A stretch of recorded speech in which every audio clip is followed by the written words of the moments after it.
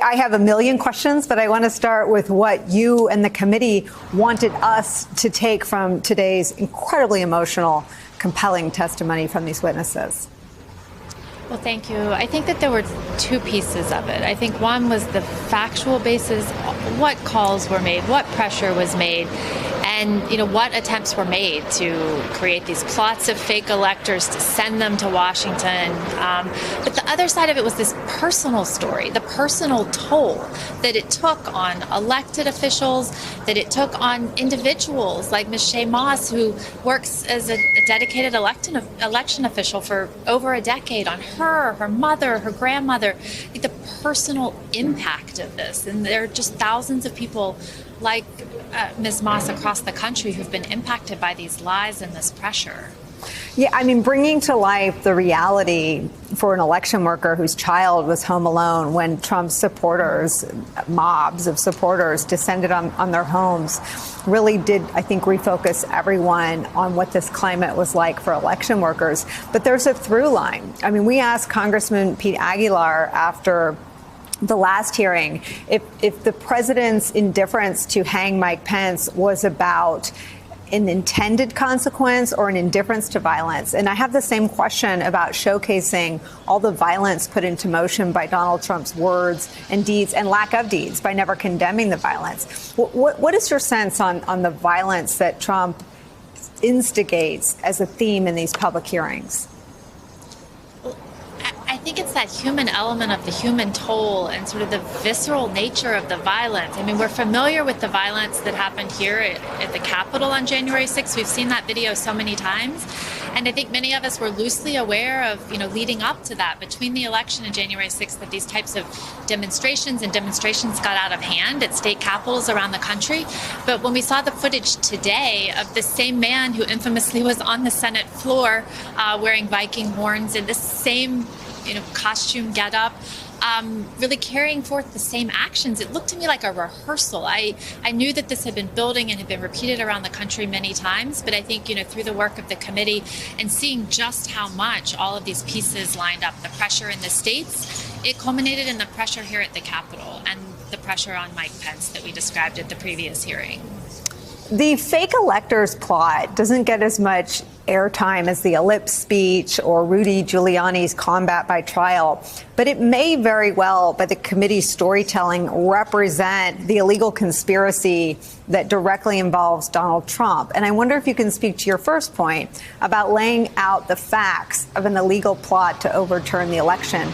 Speaker Rusty Bowers was incredibly powerful for what he said and what he didn't say. I mean, he said there was no evidence ever provided, and he made clear they wanted him to overturn, to decertify. He started to say overturn and then changed his word choice to decertify. There was no drama in his recitation of the facts, that the facts clearly prove that the Trump campaign knew that there wasn't fraud in Arizona and they wanted a fake slate submitted anyway.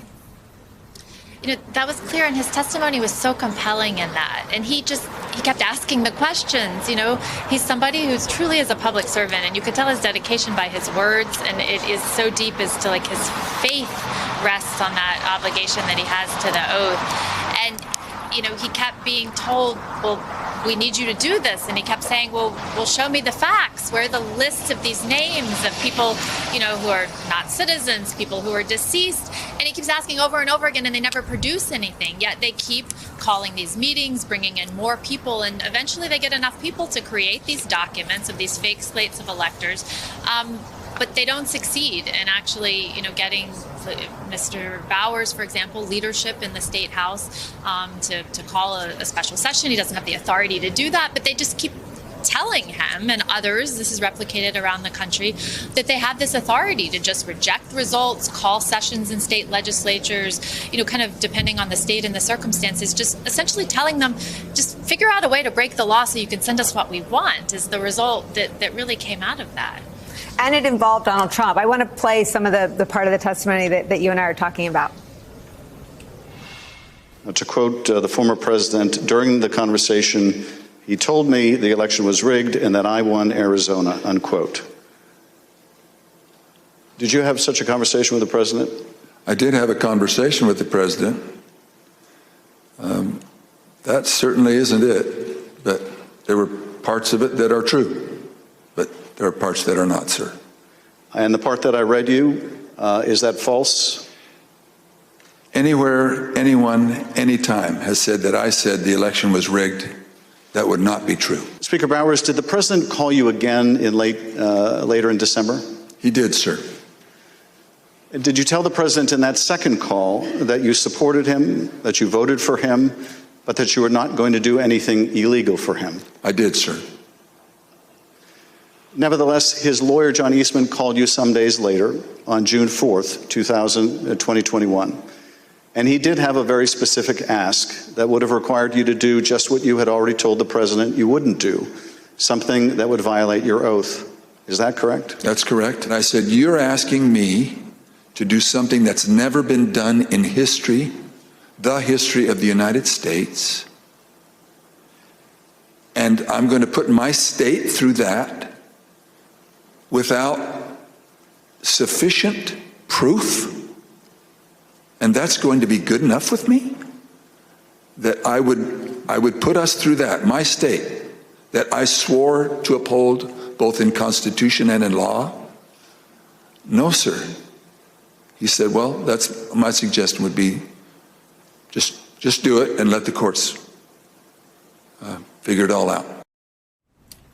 This testimony feels like the other half of the coin from federal Judge Carter's ability to assert that John Eastman and Donald Trump likely committed felonies. I mean, this is witness testimony from a lifelong Republican who's basically testifying that the president knowingly asked him to break the law, knowing the plot was illegal. Tell me the importance in terms of questions that are swirling in the arena of public opinion about Trump's criminality. Well, I think that this was incredibly compelling and moving, and the fact that we heard from the former president today through his own words, the pressure that he put on Secretary Raffensperger, the account of the calls that he had with Mr. Bowers. It really was, hearing directly what the president said, who he said it to, and what kind of pressure was applied. And again, like we've seen, people stand up and do the right thing, not cave to that pressure, say, I'm going to follow the laws of this state and of our nation, and we're not going to throw out the electors or the popular vote of our state. We're not going to take these fake slates of electors.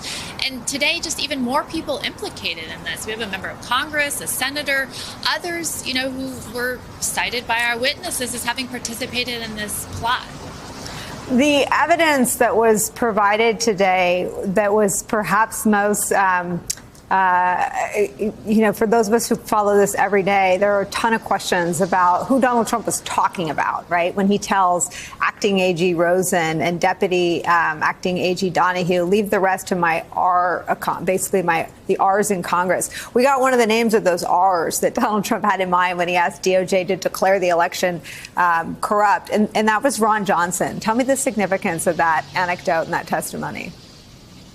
Well, it clearly shows that there were others who were cooperating with the president and people close to him to carry out this plot. And essentially, we've got to get these slates of fake electors delivered to the former vice president, who is acting as, the president of the Senate, so that, he will consider them and use them in this plan that we're pressuring him to carry out. So, I think it's one glimpse into perhaps a bigger picture of the large number of, people who were involved in trying to carry this out. So I think was very, very telling that we heard that directly from a witness.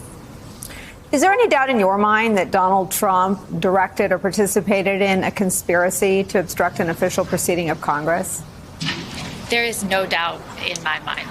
We've laid this out in multiple ways. And, I had read the testimony of some of these witnesses, but hearing them today, and for example, seeing Speaker Bowers' conviction and the way he delivered his testimony, it reinforced to me that, the former president, he tried to use his office in this fake plan, scheme, all of this, many levers, many people around the country in these swing states to try to corrupt the results of the election, to deliver these slates of fake electors, to pressure the former vice president, and to change the outcome of an election to something different than what the American people voted for. So